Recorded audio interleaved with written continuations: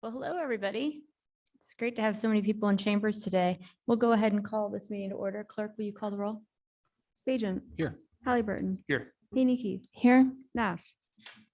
Here. Stead. Here. Willetts. Here. All present. All right, we've got a full agenda. First up, we have Eric Bilmoria, but I saw a team of folks actually that were involved in the property tax rebate program here to provide an update. Welcome.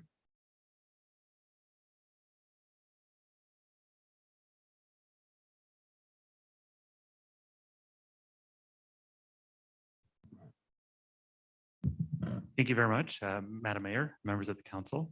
Excited to give an update this afternoon on the property tax rebate program. I'll go over an overview of the program, and then Lana from Community Engagement will come up and do an overview on all the community outreach associated with this. First, just a brief look back. This program was made available to cities in 2022. Per state legislation, cities were granted the ability to offer a property tax rebate program as part of House Bill 550. House Bill 550 empowered city councils to issue rebates out of its general fund to property taxpayers in various formats. It did require that any city participating in such a program would pass an ordinance, and that ordinance would include the total amount allocated for the program, instructions associated with the program, including application dates, the formula for determining the rebate itself, and then other administrative matters. Looking at the fiscal year 2024 budget as part of the adopted budget, the City Council appropriated $1.2 million to fund a one-time property tax rebate program. For community members to be eligible for that program, the applicant must have had their taxes paid and current, as well as be approved for the state of Idaho's 2023 property tax reduction program. And I'll note that applications for that program were due mid-April of this year. We have seen really tremendous success with this program. Again, this past year was the first year that this program was available. We had approximately 1,700 community members that were sent applications. Of those community members, nearly 90% applied for the rebate, a success rate of approximately 88%. The total amount allocated or paid out to residents was just under $1 million, $975,000, with the average rebate check being approximately $650.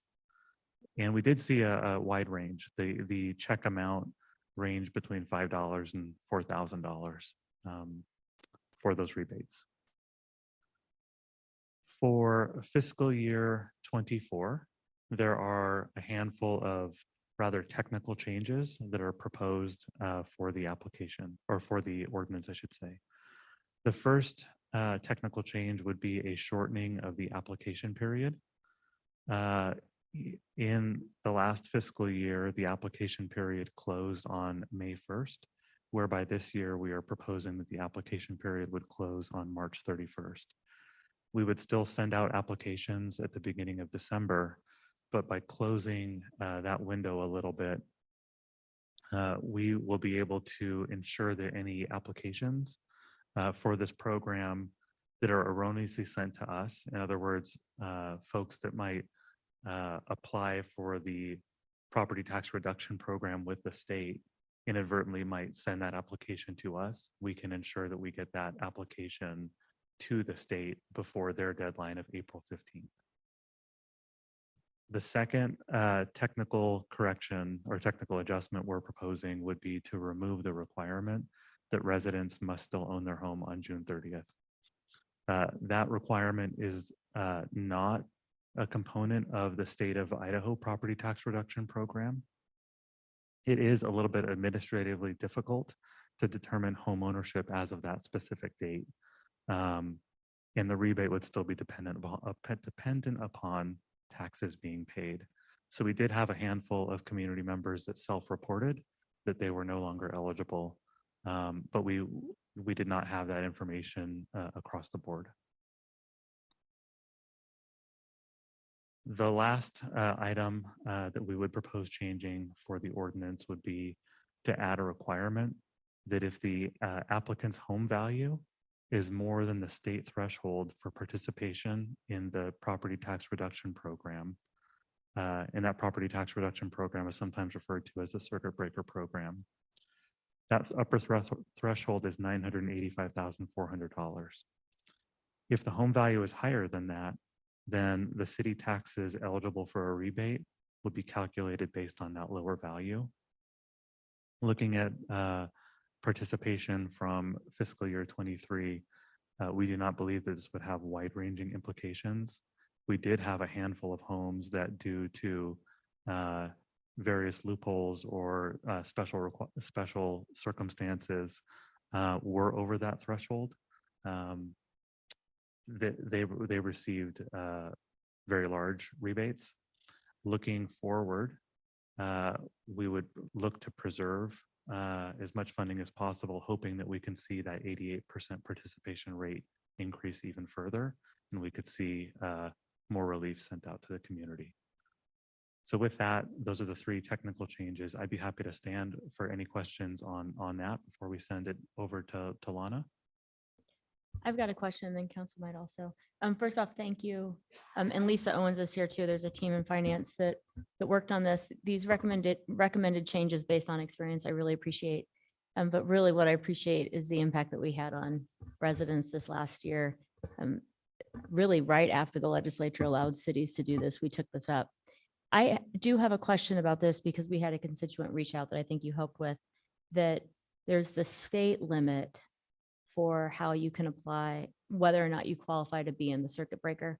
So there was a state limit of assessed value. Is that what this is, the $985,000? Is that based on the state or county program? That is the state limit, which is based on median value within the county. So each county will have different limits, but that's our limit. So my question is, if they don't qualify for the state program because their assessed value is too high, how do they qualify for ours? Didn't we use the qualification for the state program as the way that we reached out to folks and said they could qualify? Madam Mayor, that is correct. It is in very isolated instances that somebody might be eligible for the program when their property value is above that threshold.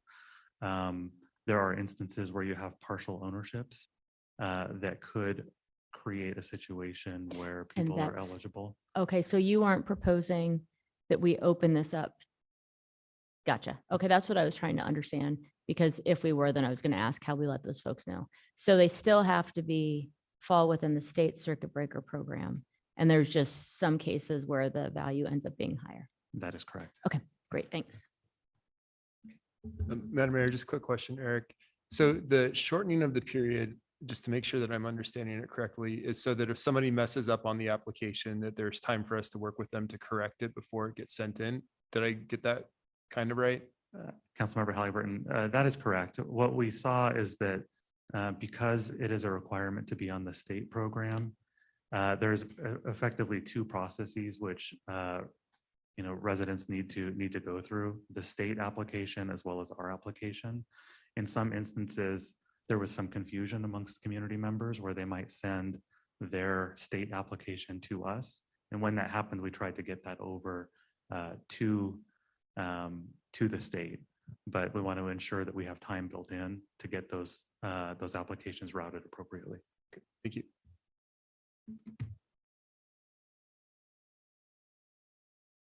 I hand it over to Lana.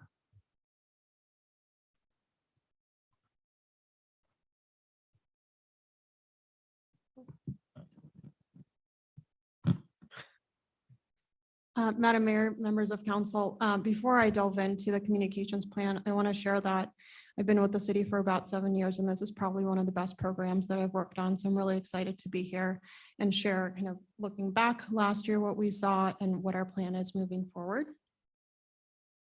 So just a quick recap of last year. Eric talked about some of this, but we used several different outreach methods to get in touch with community members, knowing that the community members we were working with had specific qualifications, so they had to be over the age of 65.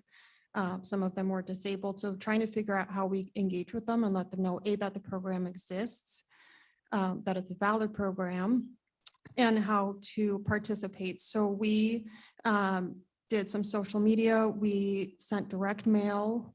We really wanted to decrease barriers. So we sent the application. We simplified the instructions. We included prepaid envelopes just to remove as many barriers as possible. And we also canvassed towards the end of the application period. The last month, we had about 400 residents who hadn't yet applied. And so we went door to door and shared the application and information with them. And that was hugely successful. So some highlights, we partnered with the libraries to serve as hubs for residents, as well as the Senior Center, Fort Boise, and the front counter at City Hall, again, wanting to have as many touch points for residents as possible to share the application and instructions. As I shared, we sent letters with the applications. We sent postcards kind of throughout the couple of months that it was open. And then again, a team of 12 of us went and canvassed to 400 residents who hadn't yet applied. And as Eric shared, I was hoping this would be the big reveal, but it's worth mentioning again, we had 88% of residents, qualified residents apply for the program. So that was really wonderful to experience and get relief that was really needed into the hands of our community members. So looking ahead, our goal again is to make the program and the application process as low barrier as possible. A couple of learnings from last year, the libraries were incredibly helpful, and also due to staffing changes and shifts with the library staff, it was hard to ensure that all of the staff there had information on the program and accurate information. So sometimes residents would go in there and there were no applications available. And so we wanted to really streamline how the community members get their information. So this year we are partnering with the Senior Center to be the primary point of contact for all residents. We're really grateful to have that partnership. It's a known location for many of these community members. And so hopefully they'll feel more comfortable and familiar with calling or visiting the Senior Center to get the information for the program. We'll still have all the information out to our frontline staff at the front counter and at Fort Boise, but Senior Center will serve as that primary point of contact. We also learned simple things like making the print materials in larger fonts to make sure that our populations accessing these can read them. And then we will also continue doing exactly the tactics we did last year, sending out the application when it opens with instructions and a prepaid envelope to make it easy for people to send them back. We'll do reminder postcards and phone calls, and we plan on doing canvassing in March as well.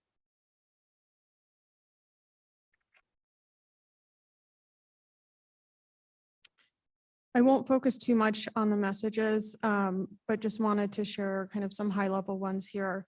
The message is really that you must be eligible and participant of the state program to qualify for this one. And we're using the same qualifications that they use to make it simple for folks.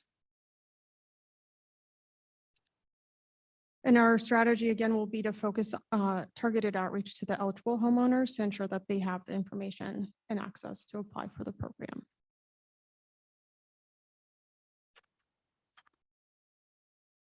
This is just a review of what we had talked about. So there will be direct mail when the application period opens, and every month we'll send reminder postcards.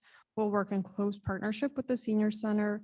They're also going to host a lunch and learn for community members that already go there that may be qualified for the program to be able to learn about it with their peers and ask questions. And we'll canvass, we'll do local media outreach and share it out on social media as well.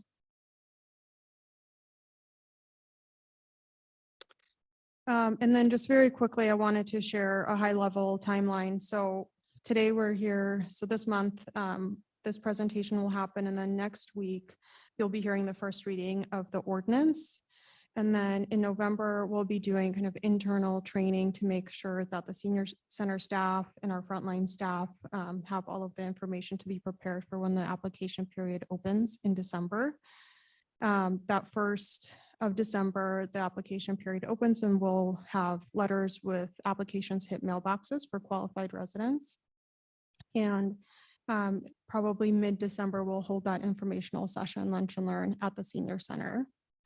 Into January, we'll do a reminder postcard and phone calls to residents. Same with February.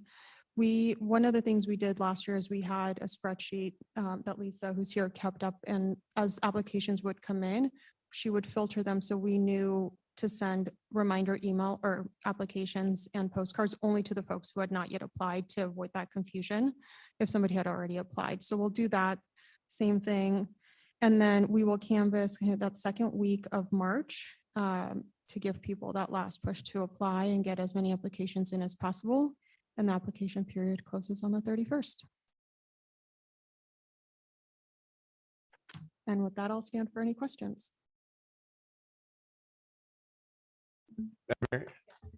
No real questions, just some comments. One, great job doing it last year. I agree. It was one of the best, I think, community outreach projects that I've seen our city do. And then I just want to comment that I think continuing to do the canvassing is such a great idea. There were so many, I got a chance to actually go out and do some of the door knocking, which you don't get a door knock and give money away to people very often, which is a fun way to do it. But there were folks who had the letters complete and would forget day after day to stick them in the mailbox. And so being able to go and like actually walk them out to the mailbox and turn it in. Folks who needed just an extra helping hand to get something filled out. Folks that just wanted someone to talk to for a little bit. And I think it was a really incredible way to show how much our community cares and how much our city cares about trying to take care of the folks that are part of our city. So the canvassing, like, heck yeah, it's gonna be a little bit colder this year. If there's 400 houses again, we might get a little more than 12 volunteers to do it, but sign me up, and I would encourage other council members and anybody else on city staff that wants to do it to hop in, because it was great. Thank you.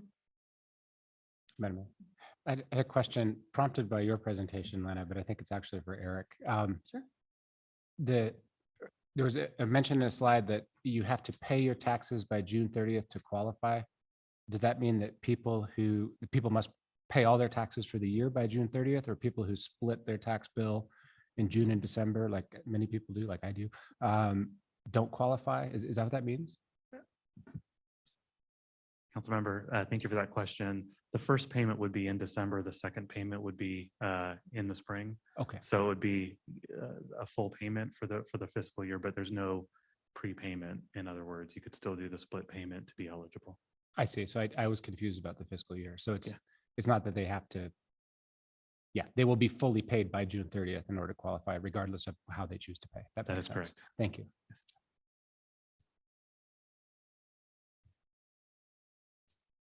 I just want to say to Lana too, thank you. I really enjoyed hearing so many of the stories of you, your team, Council President Hallie Burton, and others who were able to knock, and the conversations that we had with residents. And I know that it made a difference because we've received notes in the mail from them recently as I've been door knocking and even texting. I'm getting folks saying, we received this check, and even had people tell me that somebody from the city knocked on their door. And so the work that you did really made a difference, and really appreciate it. And also appreciate the suggestions for how to make this more effective, both for the efficient for the city, and then effective and helpful for our residents moving forward. Because really look forward to doing this again next year, providing those rebates for folks. Thank you. All right. Next up, we've got Float the Boise. Except we can't anymore because it's river's nice and slow and safe right now. Welcome. We've got Bonnie from Parks, Chief Niemeyer, whole team of folks that were part of this. I want to just thank, I'm looking around the room, don't see anybody from the county, but thank the county for their partnership and problem solving and then implementing, because this really made a difference this year. And as I was saying to Bonnie in a note that I heard from so many folks that they liked using the app. And I think that in liking to use the app, it helped us be more effective. So appreciate the partnership, problem solving, and ultimately the fewer incidences that we had this year on the river, which made it more For fun. sure. Madam Mayor, Council, good afternoon. Thank you. Yeah, this is the after action. We had about a week and a half ago, we had a stakeholder meeting over at City Hall West. We had Boise Fire, Boise PD, Parks, IT, and then we had a lot of the county representation, Scott Coburg with Ada County Parks, as well as Steve Rutherford from the county. And then we also had our state partners as well, just to do an after action debrief on the season. And so part of this presentation is going to be the successes we had. We're going to celebrate a little bit of the successes, but also looking forward then, what are the lessons we learned to make even next year better? So really, it started off with this collaboration between the county and the city. And this was a result of the 2022 float season. Chief of Staff Washburn got Doug Holloway and I together and said, okay, that was crazy. If this is going to continue, we need to do things differently and take a look at how we can do this better. And that resulted then in the meetings with the county, with Scott Coburg and with Steve Rutherford, as I mentioned. And then that really led into some leaders' intent on our part to all the staff, and they did some amazing work. And we're here to kind of celebrate that work and that success that happened. I mentioned 2022. You can see there in that graph, the calls for service, certainly for us in the fire department, were very high in 22. And a lot of that is because of the cubic feet per second, the way that river was flowing in 22. You also have to remember this was coming out of COVID. Everybody wanted to get outside and recreate. And so that certainly drove a large spike in our calls and in our service. And we didn't know if that was going to continue. We didn't know what 23 was going to bring. So doing that pre-work, some of that had already been happening. When I first got here in 2021, Chief Roberts took me down to the river for the meeting with the state and some of the partners. And it was good information, but there wasn't necessarily a plan in place where everybody was working off the same sheet of music. It was just kind of some communication that was going on. So really, as we got done with 22, we took a look ahead and said, we have to do this probably a little bit better.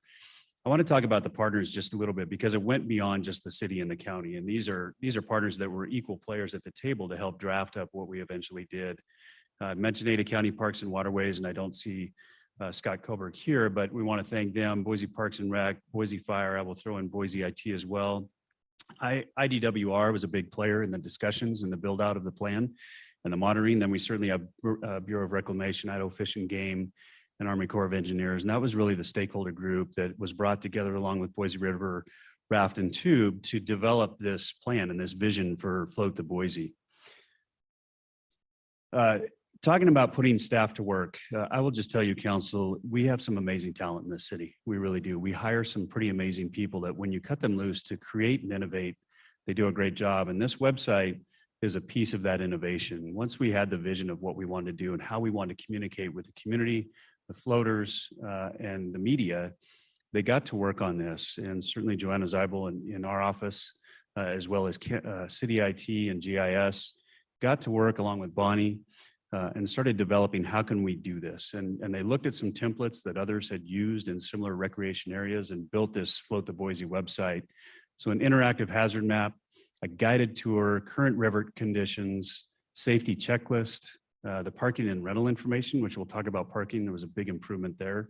And then as well as floater frequently asked questions. And if you look at that, 31,000 people visited that website, which is pretty amazing year one launch. And I know Bonnie's going to talk a little bit about the media engagement specific to the website, but we felt year one, that's pretty impressive. And we anticipate that's going to continue to rise in previous out years. We look at 2023 and just a review, about 135,000 people floated that 6-mile stretch through our city. 68 days of the official float season. We had 45,144 shuttle rides between the two parks. And I know Bonnie's going to talk about that even more, but that was amazing improvement. Historically, 23 or 22 was an odd year. 23 was the second highest for a lot of things. And we'll talk about that as we go on. 31,000 hits to Float the Boise. We talked about that. And for the fire department, 29 calls for service as compared to the 137. So that communication, that early mitigation, that information going to the folks floating, as well as quite honestly, the river itself and the cubic feet per second changing in 23 compared to 22 allowed for a decrease in our responses. If you look at flows, and we did a lot of work with IDWR, Bureau of Rec, et cetera, flows are going to dictate a lot throughout a float season, how busy we are. And if you look at 22, sorry, in blue, you can see why we were on the river so much in 22. You had that early spike in June, and then you maintain a pretty high CFS throughout the float season for much of it. And it was over 1,200 cubic feet per second. That's moving along. And if you compare that to 23, we had the really early release of water into the river because of all the rains and snow, et cetera, that we had, but they brought that down quite a bit during the float season. And so that allowed us to be on the river, quite honestly, less, and allowed a safer float season. We can never anticipate what it's going to be. We have no idea what the 24 flows will be. It'll all be based on watershed and snowpack, et cetera. But we will work hand in hand with our partners again, like we did this year. I want to just call out Captain Luke Miller. I know he's here in the audience. Luke is one of our Station 1 captains with the dive team. And I really want to give a lot of compliments to our dive team. This was new, innovative technology. That was one more thing they had to do along with mitigating, but they really embraced it. And because they embraced it, we were able to track those hazards in real time and get mitigation efforts done even sooner because everybody had access to this app. So even at the state level, they were looking at this app. We were all communicating in one platform, which actually expedited some of the things we were able to do on the river this year. 23 hazards removed. I talked about the calls for service already. And then through this app, we were also monitoring the river flows and the conditions prior to and then throughout the season. So the app was a really big benefit to our dive team, and they're looking forward to using it again next year. Talk a little bit about Ada County Parks and Waterways. At our after action, Scott was able to talk a little bit about from their perspective at Barber Park, some of the successes they had. Certainly parking, we talked about the trips, and I know Bonnie is going to talk about on their end, the number of parking spots we had filled up this year. The shuttle worked great. You can see there at the bottom 469 daily average vehicles at Barber Park. That was the second most since we've been keeping track of that. Last year was the anomaly. So certainly an increase in the parking. You can see that's their overflow. One of the things that they're going to be working on after action is continuing to calculate cars in the parking lot, trips in and out, and then trips floaters onto the river itself. So that's one of our after actions we'll talk about. But all in all, from what we heard from Steve Rutherford and Scott Coburg, it was one of the best years ever as far as being organized. We know we had fewer complaints. We heard from Captain Ruffalo and the police department. There were far fewer complaints from the neighbors about parking, certainly about inner tubes and other things that float on the river being filled up in the neighborhoods.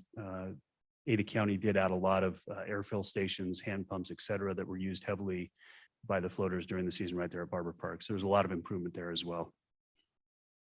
And then I'm going to turn this over to Bonnie. She was, quite honestly, Bonnie was the other rock star in this whole effort. She's going to talk a little bit of the specific Parks and Rec perspective. Thanks, Chief. Rockstar, maybe my middle name, but for those I haven't met, I'm Bonnie Shelton. I'm the Communications and Marketing Superintendent for Parks and Recreation.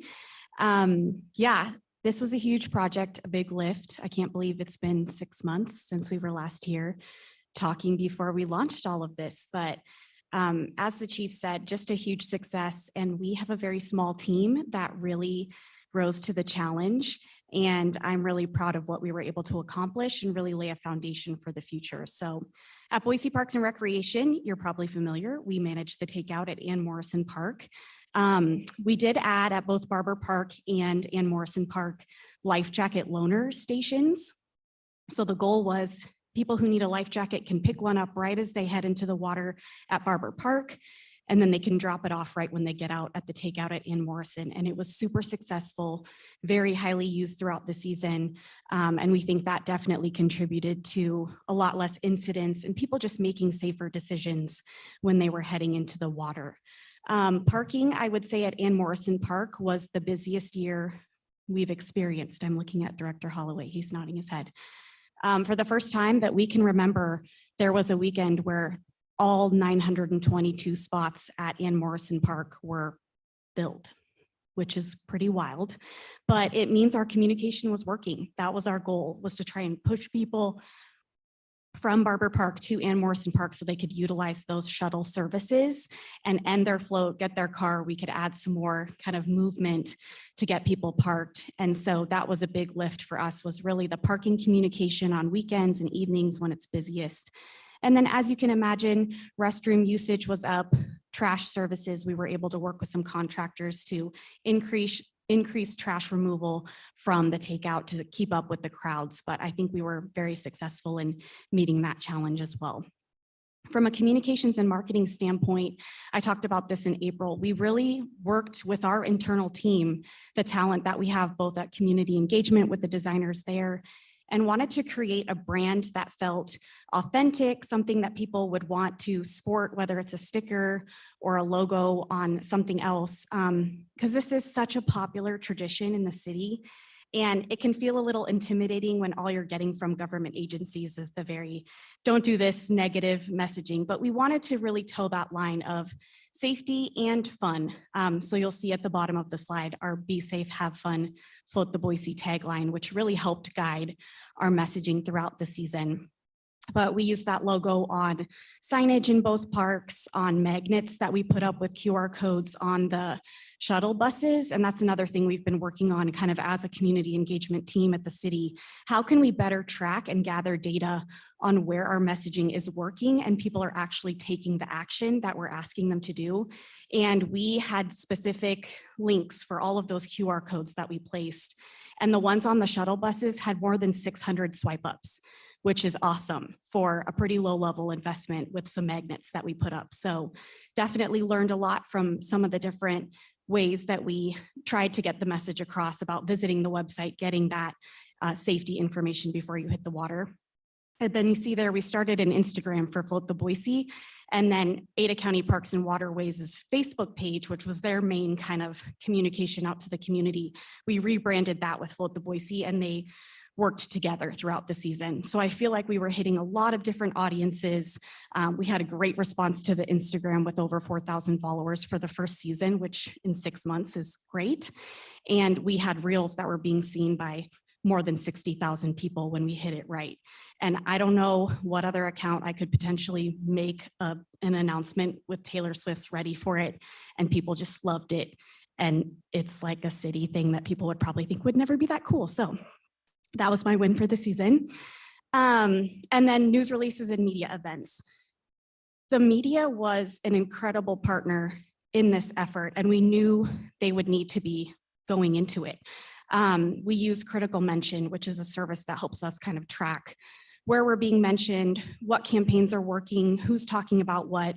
And from April through September, we had 344 media mentions for Float the Boise, which is incredible when you're thinking about a long-term campaign where you're sharing essentially the same messaging, but trying to switch it up, keep it relevant. Our team worked really hard to get the right messages out at the right time. And I think that's a great point to make, that we really had great partners. And I think we were hitting messaging that we needed to be throughout the season to keep it top of mind. And then millions of estimated views by local TV, online and print, and social media audiences in 2023. Like I said, we just really tried to leverage the partnerships. We had a very small budget for this, and it all went to signage and things that were kind of in the field to reiterate our branding. We didn't spend any money on advertising. So to have this kind of response and just interest in Float the Boise was great. And again, we focused that messaging on safety, number one. That's the goal of the tool, the website, whether you floated for a long time or you're new to the Valley and you just need that information quickly. We were really happy with how that worked out and kind of the know before you go messaging that we utilized. And again, we're always trying to figure out, did it hit? Did people read it? Did they see it? Even when it runs, how timely did it work? That note at the bottom, we made the announcement in June on the 27th that float season was going to open on the 29th. And we sent the news release, did all the social, did interviews, kind of planned that whole day. And then the following opening day announcement, we had 2,370 people that went directly to the website. So having that direct action for people to go to one spot where all the information was really successful. And I think floattheboise.org was a great tool to create. And then I'm just going to give you a little bit of an overview that the team talked about from the after action. Some safety observations from this year. I mentioned the increased use of life jackets, which I think was definitely a big success. Improved proper use of equipment. We didn't see as many unicorns or pieces of pizza. And I don't know if you can necessarily tie that to any one thing, but our hope is that people had the information they needed, kind of saw the hazards that they may encounter, and maybe that informed a better decision on how they would float the river this year. We hope to continue that trend next year. Although the tying of the rafts together, that continues to be something that Boise Fire and our team looks at, reminding people why that's dangerous. We also saw increased riverbank activity this year. A lot of more informal pop-up parties and things that were happening at beaches. People were extending their day and spending more time on the banks in some of those eddies and places, sometimes with live music.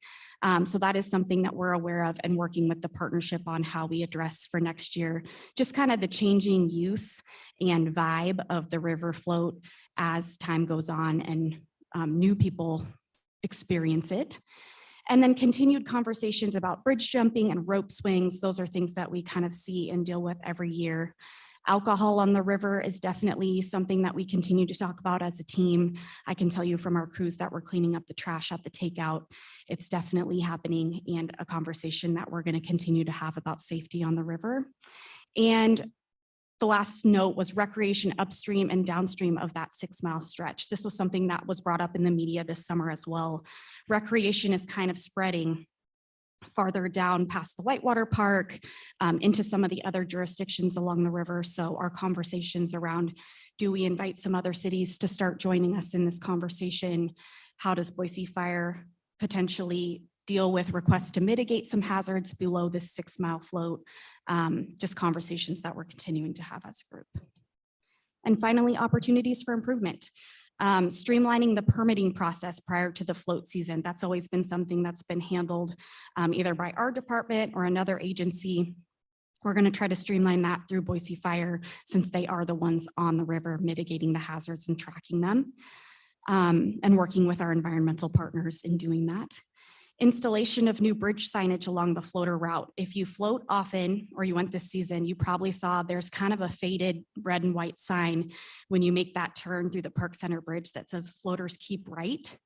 We upgraded that sign, and then we created 2 more to go on the Baybrook Bridge and the Capitol Bridge, where we've seen just a lot of tubes tied getting stuck around the pylons, just some more navigation reminders for users. We've worked with ITD to get approvals to hang those signs, so we hope to debut those for next season. Real-time parking information. This is something we've heard from council and users. How can I go online like I do at the airport and know, are there spots at Barber? Are there spots at Ann Morrison? So we are talking with IT, and our Connect Our Parks initiative could actually be a great way for us to start doing this now that we'll have Wi-Fi in Ann Morrison. And I know Ada County is open to some ideas at Barber Park as well. Accurate floater counts. Barber Park's hoping to add a camera in the park that can be tracking how many people are actually getting on the river, so we can say better than an estimate of 135,000. We'll have a very good idea of how many people are floating. And then a continued BPD focus on curbing the illegal parking in neighborhoods around Barber Park. A lot of illegal parking on Eckert, which is just outside Barber Park, and can be dangerous if you have people trying to cross that busy road, especially on a busy day for the float season. So just continuing our messaging there and making sure that people use correct parking areas for the float season. And with that, we can stand for any questions. Thanks, Bonnie. Thanks, Chief. Anything? Madam Mayor, I have a quick question, actually more of a comment. Yeah.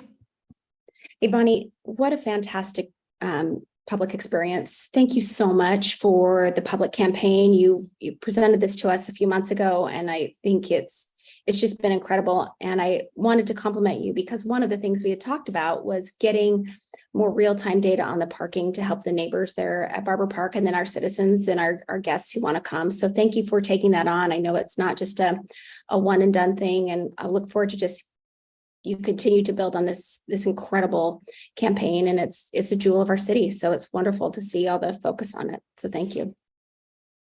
Thank you. Madam Mayor, Bonnie, first, congratulations, and congratulations to all the folks who put a lot of work into this. I remember the conversation 6 months ago, and I think even one previous to that. where it was a joint meeting with Ada County. I think Council Pro Tem Bajent was the one who gave some directions to do something like Ridge to Rivers and have a bigger consortium together working on this. And I think that everybody just absolutely nailed it. So super excited to see, and really excited to see some of those calls at the fire department going down as well. A couple questions. The website, can we tell what people are actually going to look to the website for? Like, do we know what the biggest clicks are and the information people are looking for? We do. And Bonnie, just before you answer that, I want to acknowledge that Scott Coburg is here now from Ada County Parks and Waterways. Thanks for joining us. Shout out. Madam Mayor, Council Member, yes. Obviously parking, huge hits on the website for that. And then the homepage, obviously, because that was where we were sending most people, but the actual tool, being able to check out the hazards and move kind of down that GIS map, that and it was like a photograph tour of the hazards were both very popular as well. So obviously the main one was the homepage because that's where we were driving everyone to start. But I would say easily number 2 was parking and then the rest from there. Yeah, it's cool to see people using the interactive map and kind of getting to know the different elements of the river. Madam Mayor, my second question, just about the use of sort of like the beaches, the islands, some of the shoreline use.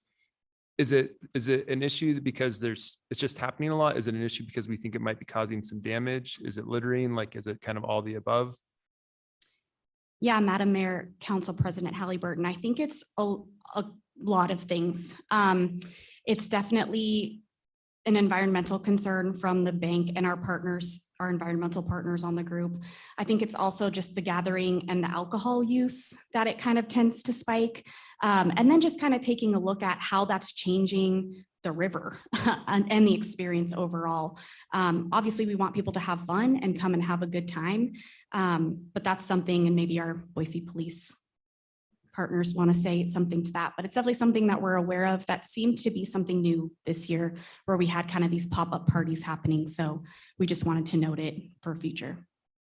And Madam Mayor, the reason I asked that is I think it's kind of important as we're looking at some of our master plan concepts within Morrison Park and some of our other areas, we're evaluating whether or not we want to create some actual designated kind of river access spots. And I always kind of feel like if you don't give somebody a place to be, they'll sort of find their own. And so it might be something that we explore, as we do redevelop some of the parks, if there are some designated places for people to be, maybe it's a little bit easier for us to monitor and to decrease that shoreline destruction. And I also expect, beyond that, as our days get hotter, more people are going to be looking for the cool temperatures of being along the river.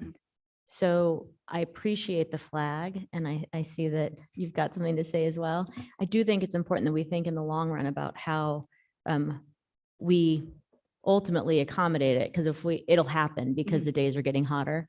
And I don't think it's just the accessing the river, but it is spending the day in a cooler place under trees next to cool water that I think we need to be planning for in the long run. Noted. Thank you. Good afternoon. I'm Captain Mike Ruffalo of the Boise Police Department. Madam Mayor, Council President Halliburton, the only thing I would add is just the noise and just a congregation of people just can cause a problem with all the floaters and everything going down the river. But that's the main things that she said, and then just that. Thank you. Madam Mayor, I just want to echo my thanks as well. And I just wanted to point out that, I loved your presentation previously about branding. I'm really glad that has gone so well, but I also really appreciate the attention to assessment, that you've really been looking at the data we've been able to collect, and you're really thinking about how we can improve in the future. I think that's really important. Had great success, but not to say, okay, we're done. Great success. We're just going to keep doing the same thing next year. I really appreciate that attention to detail on the assessment piece. So thank you for continuing to think about that and to think about all the variety of different aspects of things that impact individuals' ability to enjoy their float down the river. So thank you for that. Thank you. Well, thanks to the whole team. Scott, you missed the shout out that we did for the county. Really appreciate the partnership, and each and every one of you for the presentation. Look forward to next year, and love that the first year of this program was as effective as it was, and that we've learned from it. And so next year, I'm confident it will be more helpful There'll be more things to address, but we've got the right foundation to keep this fun and safe for everyone.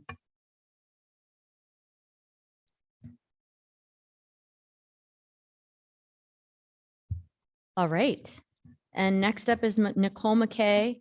Nicole's here for her first presentation 6 weeks in with an update on the Office of Police Accountability, and look forward to hearing, as you all know, is the custom from new directors shortly after they've begun to provide an update with the status of the office. So welcome, Nicole.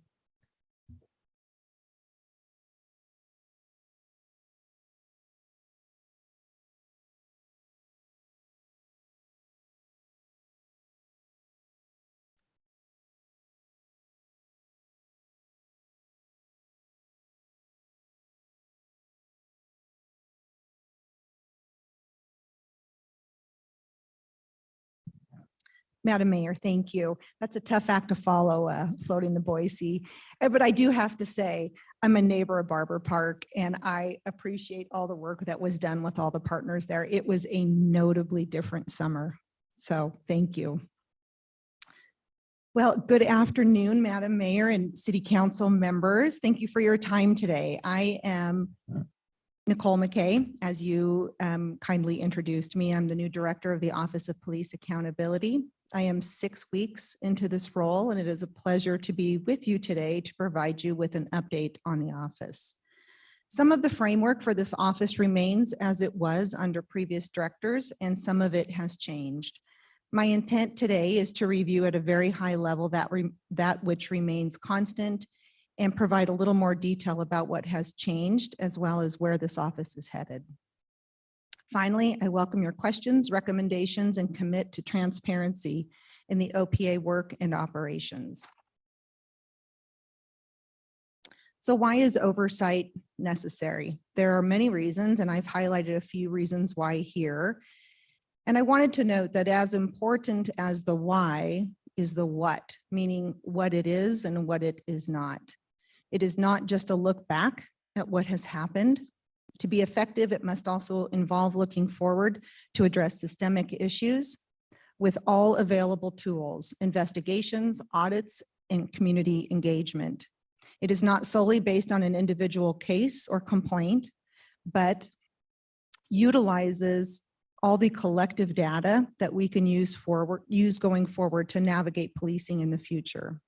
It also must be narrowly tailored to the city that it serves, and be responsive to the changes of that city when it's growing and changing, like Boise.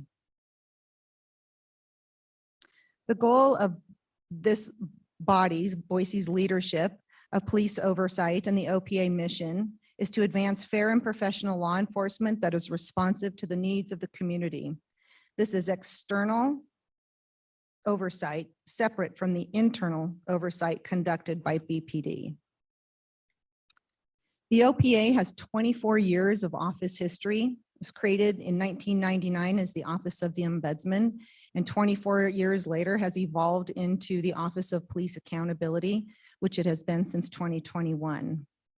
The three sources of authority continue as City Code, Title II, Chapter 10, the policies of the City of Boise that govern all employees for the city, and the Office of Police Accountability regulations. I do wish to note that the latest version of the OPA regulations were enacted in April of 2023, and the changes that we saw or that you all enacted then were mainly procedural. So fall 2023 fall office update overview. We are establishing processes, assessing staffing and business needs, addressing caseload backlog, engaging in internal and external outreach, and media engagement. As you know, this office was headed by an interim director with no staff. So when I started, one of the first things I started to do was try and assess business needs and how to staff and the best way to staff. I'm happy to report that I have hired a case administrator and an investigator as of today. Very pleased about that. We are still working through the certification process for CJIS, but I anticipate within a week's time, we will have an employed investigator on contract. The office goal is with an emphasis on professionalism, transparency, commitment to continuous improvement, and professional development. I do want to note that I am fortunate to have the opportunity to attend a conference sponsored by an organization called NACOL, that is the National Association for Civilian Oversight of Law Enforcement. Its annual conference is in November. It's its 29th annual conference. And it is a nonprofit organization that has created a community of support for civilian oversight entities. It supports and trains professionals in the area of civilian oversight practices, police procedures, investigatory practices, working with community and law enforcement stakeholders, and negotiating with command staff and union leaders. This year's agenda is offering 25 sessions over the course of 4 or 5 days and focusing on community in oversight. That part I'm very excited about. Building better oversight and innovation and collaboration. I look forward to sharing the highlights with you. Critical incidents update. The last critical incident investigative report that was issued by the OPA in November of 22, and it reported on a 2021 case. Since that 21 case, there have been 10 critical incidents for investigation and review by this office. 9 of those critical incidents are in various stages of investigative process, and 1 critical incident is now ready for OPA review. I have started that review and I will forward it to our investigator once that security certification has been issued. The final piece for the office update is an update on the Bringleson investigation document review update. As you will recall, the document review portion of the Bringleson investigation was sent to outside legal counsel for review. I have been in contact with that counsel and am told that the documents are about 75% of the documents have been reviewed so far, and I anticipate a final report next week. And I will update you next time we meet on that. Duties of the OPA, I'm not going to go through all of these, you know it well.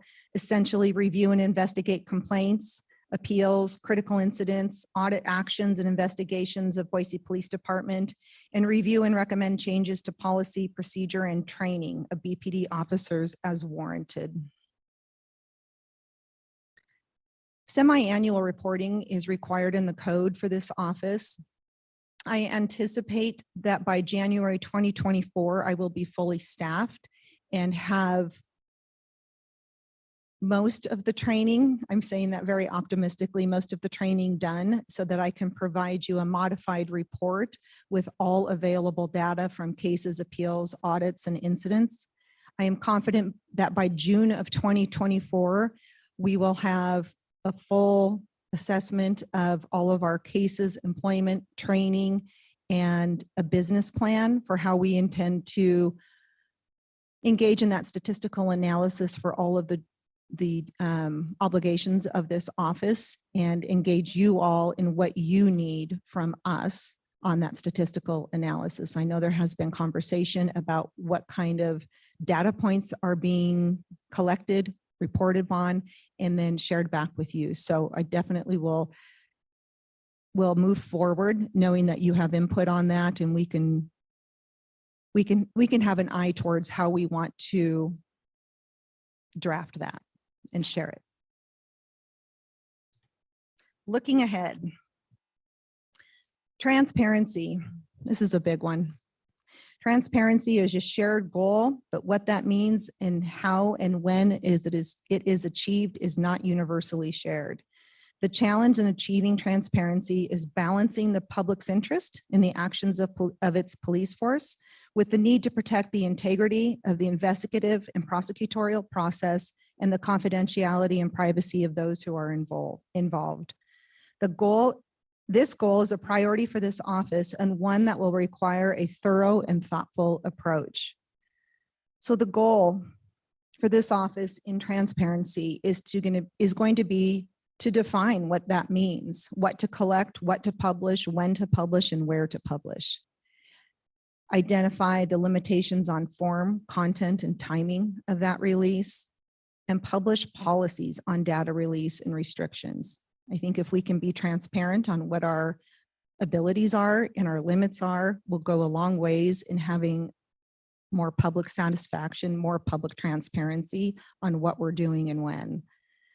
How will we get there? Evaluate current disclosure policies, including our critical incident task force reports, identify all partner agencies and practices, assess national standards and trends, evaluate the pros, cons, legal requirements and limits for levels of transparency, collaborate with partner agencies, and collaborate to develop and make recommendations to transparency policies for the OPA and BPD.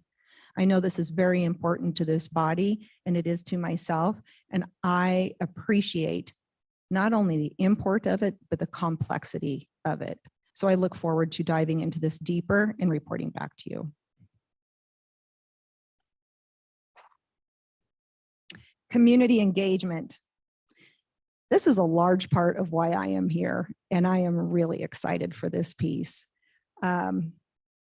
I have had the pleasure to meet with several community members already, and I have many more on the books. And once this office is fully staffed and trained and up and running, this will be a consistent and meaningful part of my work week every week. In addition, the chief has kindly invited me to attend both his chief's community advisory panel and diversity panel meetings for introductions. And then I look forward to following up with some of those members individually as well.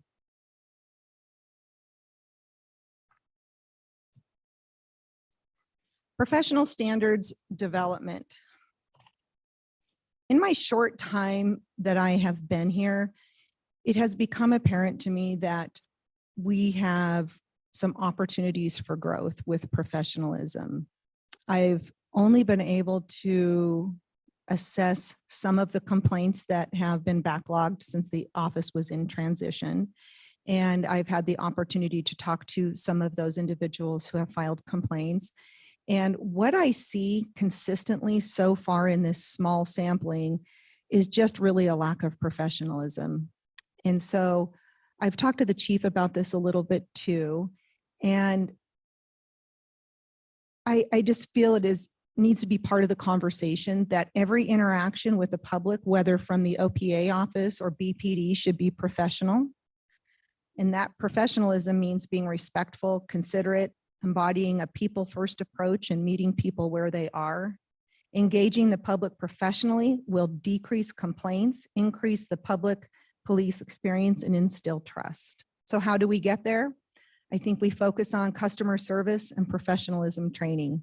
The individuals that have made contact with the OPA office, more often than not, are frustrated with a lack of communication and respect for the position that they are in. And I think just a little bit of professionalism and compassion and understanding that people reach out when they are in need is a really important part of our public service.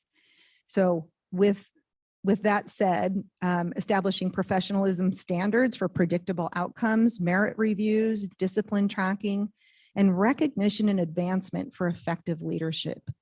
I understand that the chief and his team do have protocols in place for all of these things. It's too early for me to weigh in on any of that, but I do look forward to working with the chief and his team and understanding more about how these are addressed and how these are moving forward in training and in reviews, and what kind of transparency do we have surrounding those. Finally, data analytics. I'm really looking forward to hiring a business analyst, because I can see that we have a tremendous amount of data that we can pull from. And one of the things that I'm most interested in are things that we all have talked about, and that is identification of community circumstances leading up to critical incidents to resolve issues prior to them becoming a critical incident. How can we identify the individuals who are in need and coming into these situations, and how can we partner with our community leaders to put more resources or help towards those people so we can avoid these situations. So data analytics will be a part of that. Also, auditing both from complaints and just audits from situations that arise as we learn them, and of course on critical incidents. So we will have a robust data analytics program and reporting. We're just not quite there yet. So that concludes my overview of where we are headed in this office and where we are. I would be happy, to stand for questions. Thank you, Nicole. Really appreciate it. Mayor. Do you have something? I just want to express how pleased and grateful I am for how thorough you obviously have been in the last 6 weeks. It's hard to believe it's been that short, but it looks like you've turned over every big important rock and are working on it from the ground up in terms of getting your office going. And it demonstrates the very professionalism that you're seeking to instill in others. And I appreciate how hard you're obviously working. Madam Mayor and Council Member Badgen, thank you. Madam Mayor? Yes. Thank you. It's a great presentation. Would you just maybe articulate a little bit more what you mean when you say fully staffed? Could you let everyone know kind of what we're hoping to hire and where their focus will be as you move forward? Madam Mayor and Council Member Haney-Key, thank you. Yes, and I apologize. I should have said what the plan was at this point. I know that there have been some different variations historically in how this office has been staffed. From looking at previous reports, caseloads, hours billed, and talking with folks both from internal affairs, BPD, an individual who still works here, my best estimate at this point is that I can make do with a part-time case administrator. Ideally, it would be more in the beginning until we get caught up, but I think we could get to the point that a half-time case administrator would be sufficient. I also think we could do a half-time business analyst. And then the investigator that I have hired is on a contract basis. He also happens to be a lawyer, so I think that that's going to be tremendously helpful. He has a very impressive background. So my hope is that by hiring the right people, we need less hours and people can work efficiently and professionally, and we can staff this office with less individuals. And not that it's a goal to have a certain dollar amount, but I will be interested in a year's time, in 2 years' time, to see how does the cost of running the office now compared to historically, what was budgeted. So ideally at this point, we would be fully staffed with one investigator, one analyst, a case administrator, and myself. Great, thank you. Madam Mayor? Yes. Sorry, follow-up question. You kind of led into my next question, which is perfect, is thank you for indicating kind of the critical incidents issue and what's ready for your review. But you just mentioned kind of the backlog. Can you talk a little bit about what the backlog looks like and how you're planning to address it? Madam Mayor and Council Member Haney-Keith, yes, part of the difficulty in assessing how significant the backlog may be is not understanding the systems that were utilized previously. And by way of example, I can go into the OPA inbox and the voicemails, and there are check marks next to some and not others, and I can't tell if some are in the system and some are not, but it's not consistent. And so there is in the inbox, there is correspondence, complaints, voicemails from a year ago. That doesn't necessarily mean that they were not addressed a year ago, but it takes, and this is something my case administrator is working on right now, is going through and pulling that case, looking it up in the OPA side database, looking it up in internal affairs to see if it was investigated. And then finally, was there any communication back to the complainant to show what the result was? So for every one of those, that's happening. If we were to get this caught up in 6 months, I would be thrilled. If I could, let me rephrase that. If we get another month into this process and we're still not making significant gains on that backlog, I do intend to propose hiring a temporary employee that could come in and assist, because these if these have been sitting for a significant amount of time, it's unfair to our constituents who are still waiting. So if I need to pull in additional resources, I will certainly be bringing forth that kind of ask.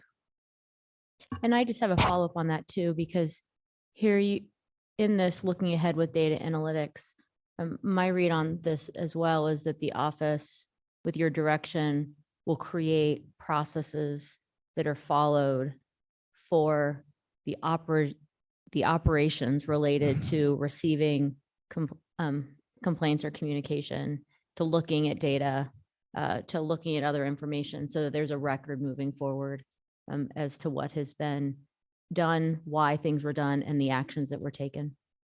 Madam Mayor, thank you for bringing that point up, because we are sorely lacking in a quick glance tool. So I envision OPA having a dashboard where you can get these buckets of information, if you will, and then being able to cross-reference them.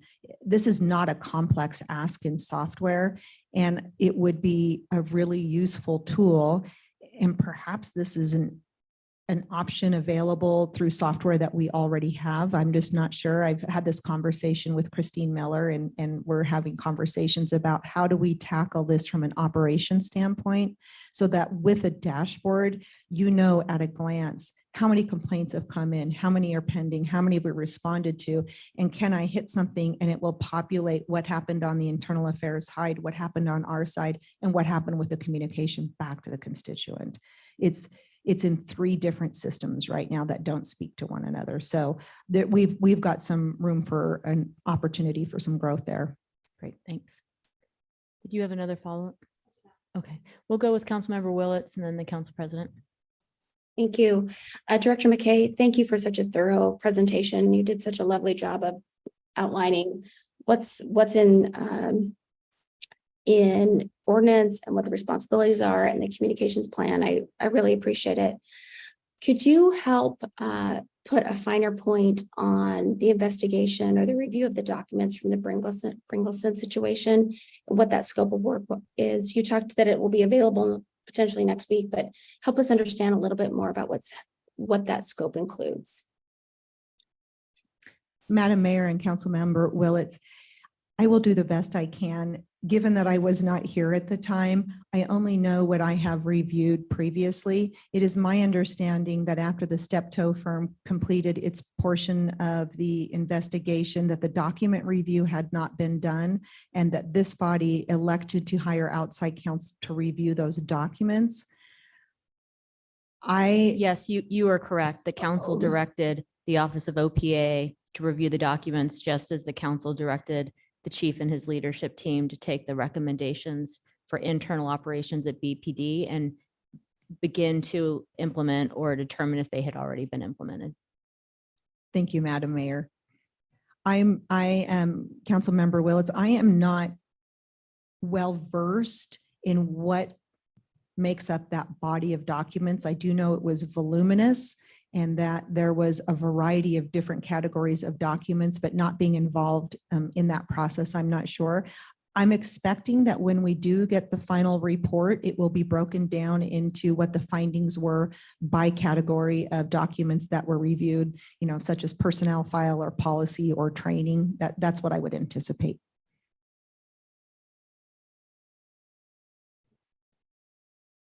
Well, Councilmember Willetts, you froze for us. Do you have a follow-up? Okay, we'll go to the Council President. Madam Mayor, just a couple of comments. Nicole, thank you for the 6-week report. Not only are you making a 6-week report, but you're making a 6-week report while also rebuilding a staff, going over a backlog, and really working to reshape this position. I just want to thank you for all that hard work.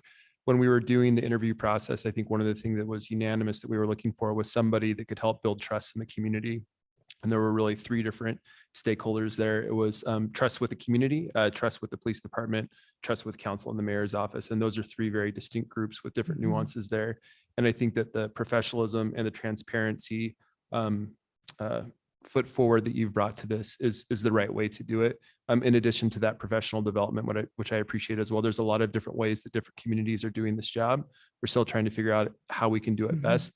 And I appreciate you learning, putting the department together, reviewing backlogs, taking care of other investigations, doing all this stuff in the same period of time in a six-week period of time. It's really impressive. I'm looking forward to the update in January once you've got your feet underneath you even a little bit more and some of the more staff folks in place, as well as that full report that we've got coming up in June. But I just want to say thank you for the progress that you've made in such a short period of time so far. Madam Mayor and Council President Halliburton, thank you for that. Madam Mayor, Nicole, thank you for your presentation. Could you go back to the slide that talked about the hires and where you're at in the process? Ooh, this one? Yep. Could you talk to me about the legal counsel, what that process is looking like? What is your budget around that? Are there budget constraints that you're running into? Could you just talk about that? Madam Mayor and Council Member Nash, the legal counsel search it's as a lawyer and a lawyer who came from a government background, to me is very important. And it's important to me that I find the right person. Coming from a background of governmental practice, policy, representing clients, navigating public records, open meeting laws, all of those things is going to inform who I hire. And it is very important to me to hire somebody who has that kind of foundation, because a governmental practice is different than a private practice. And to have somebody who has that foundation will be the best person to provide legal counsel to this office. I have identified an individual who I would like to hire, and I have been working with Courtney on how to structure that so that we could make this happen. We're still early in that process, but I do feel encouraged that I have somebody identified that I would like to hire. I am a proponent in, if you hire the right person, you will end up getting a better work product and probably at a lower cost in the end. So that is what my focus will be, is hiring the right person with the right expertise who can get the work done efficiently.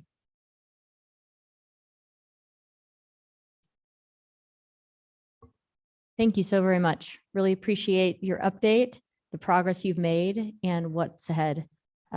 Great work. Thank you, Thank you. Madam Mayor, and thank you, members of the council. All right, and we have one more update. The ARPA update. Chloe Ross Ronan from the mayor's office. Welcome, Chloe. It looks as though we have a team of folks that are here as well on both sides of the room that have been involved in helping us get money and investment into the community, taking advantage of these once in a generation dollars that our city received, and look forward to hearing the progress and impact. Thank you, Madam Mayor. Good afternoon, Mayor and Boise City Council. I am here, as the mayor noted, to provide you with updates on the multiple projects that are being funded with the ARPA dollars, as well as some context around subaward agreements that will be on the consent agenda for your approval next week. As you know, in 2021, the city received $36.9 million from the American Rescue Plan Act. That federal money outlined mandates that the city must use it to, one, respond to the COVID-19 public health emergency, two, address reductions in revenue for government services, and three, make necessary investments in infrastructure like water, sewer, or broadband, for example. The money must be obligated by December 31st, 2024, and then completely spent by December 31st, 2026. In 2021, knowing that we were receiving this money, staff conducted a robust public outreach approach to gather community feedback on how best to use the funds, in combination with Boise's specific guiding principles, and in looking at city strategic priorities. Recommendations were then made and approved by council. Projects began in earnest in in 2022, and we're pleased to report on our progress today.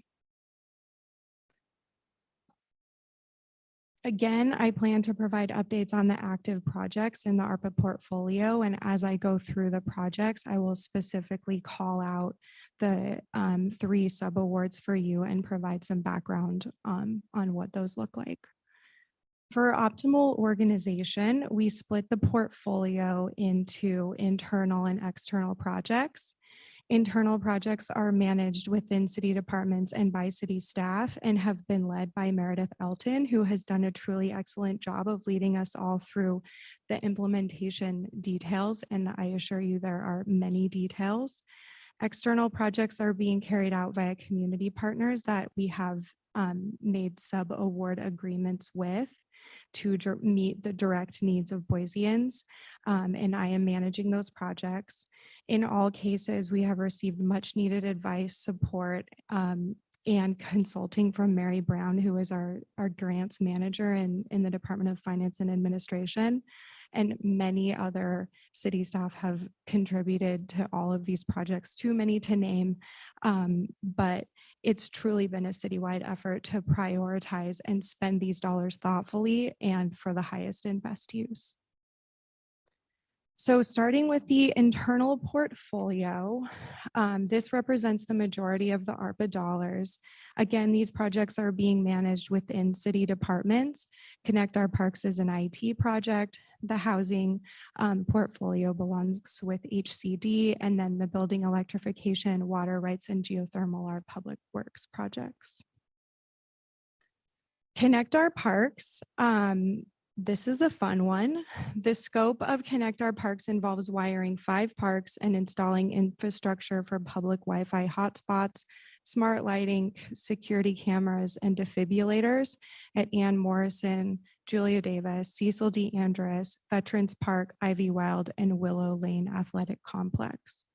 Part of the scope of this project involves working with Boise State students in the GIM lab to develop an interactive application that provides opportunities for visitors who may be interested to learn about the history of our city and of the park in a simulated VR experience. The first free virtual reality, they're calling it Hunt for the Golden Apple, will be developed for Julia Davis and provide opportunities to learn about history, horticulture, and the significant landmarks of that park. Then the application will be expanded into the other parks upon the creation of that foundation. This is our subaward with the GIM lab that will begin as soon as the agreement is approved, and the goal is for the application to become public in spring 2024.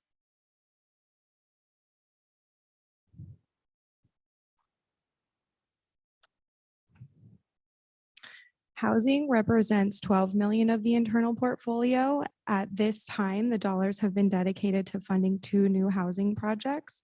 New Path 2.0, which is a 95 unit project, and the McKinney, which is 200 units of affordable housing.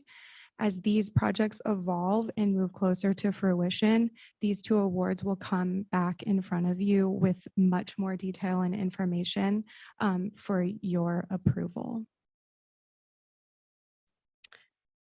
And finally, the clean energy projects, which represent 10 million of the internal portfolio, have been broken into 3 main areas: building electrification, water resources, and geothermal. The building electrification is focused on converting the Boise Depot, City Hall West, and Vista housing from natural gas to electricity, and has an expected finish of winter 2024. Water resources are focused on infrastructure design and maintenance of water laterals in the Boise area, and geothermal dollars have been spent on the 10th Street upgrades to replace aging infrastructure. I would like to pause as on the internal projects before moving on to the community projects, if anyone has any questions.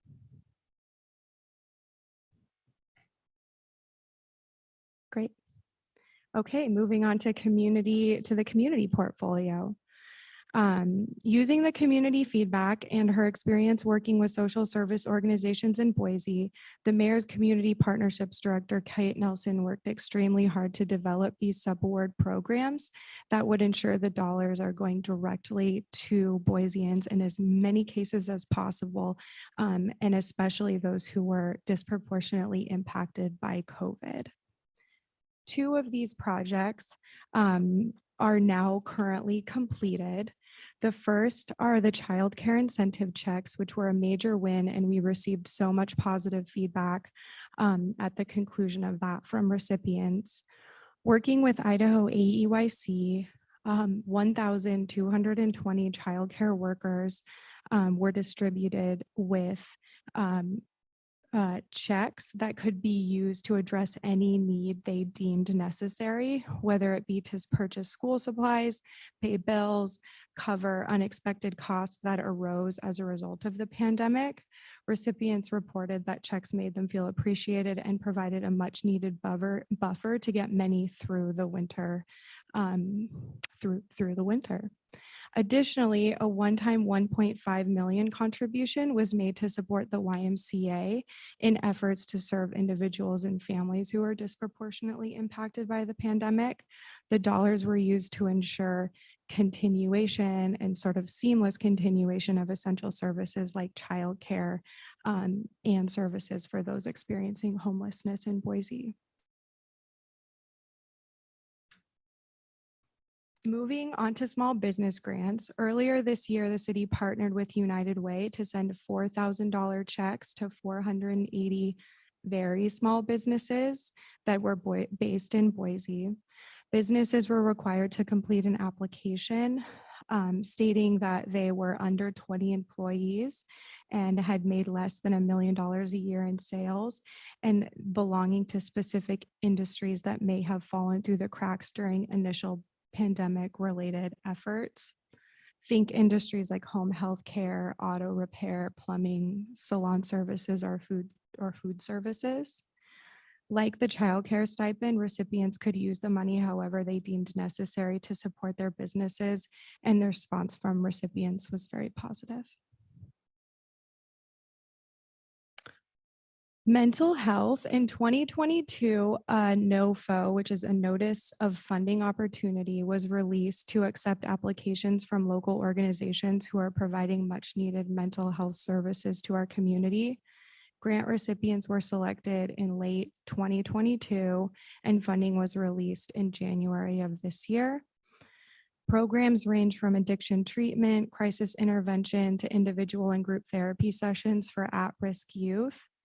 And grant recipients are required to submit quarterly progress reports and have already been able to demonstrate achievements in helping clients. Combined as of now, the grants have served 860 Boiseans, and 60% of those are or underinsured. The period of performance for the grant will end in December of 2024. So we anticipate these numbers will just continue to increase. Our smallest program in the mental health group is the St. Alphonsus Mothering Matters, and they provide group therapy and life skills for postpartum mothers who are experiencing depression. Their application proposed programming for 1 year, but due to the success of the program, they are requesting an additional $8,375 in funding to extend the program another year.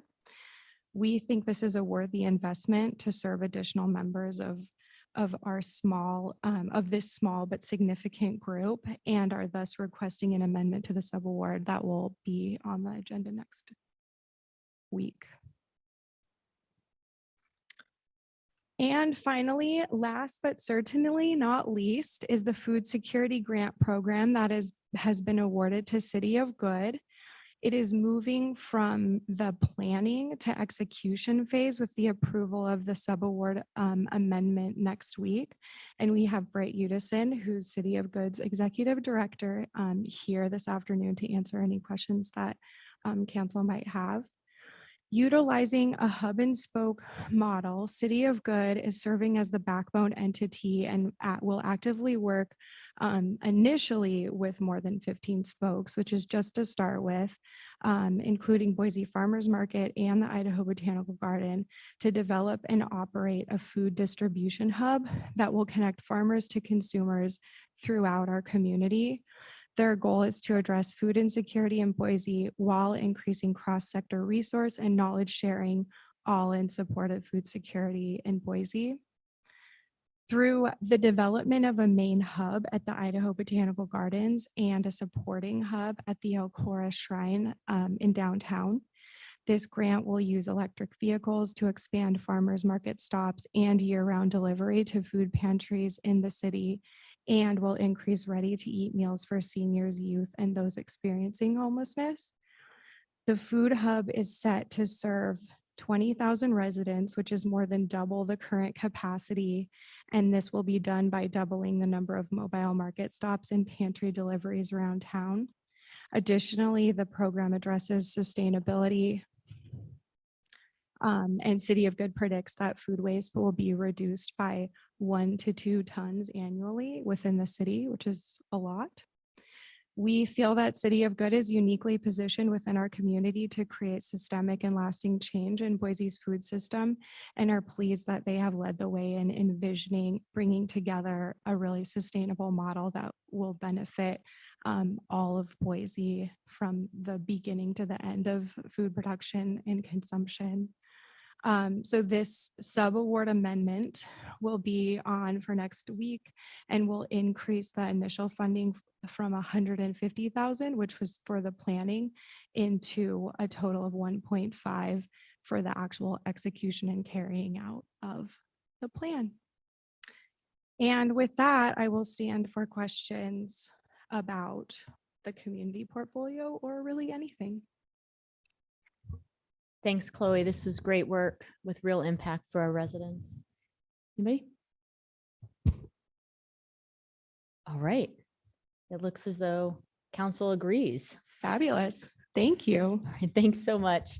Great to have you here. And thanks to the whole team that came in tonight, not only for being here this evening, but really for the work that you've done in the last 18 months to make this happen. So really appreciate it. We are adjourned until 6 o'clock. We don't have an exec, right? All righty. See you all soon.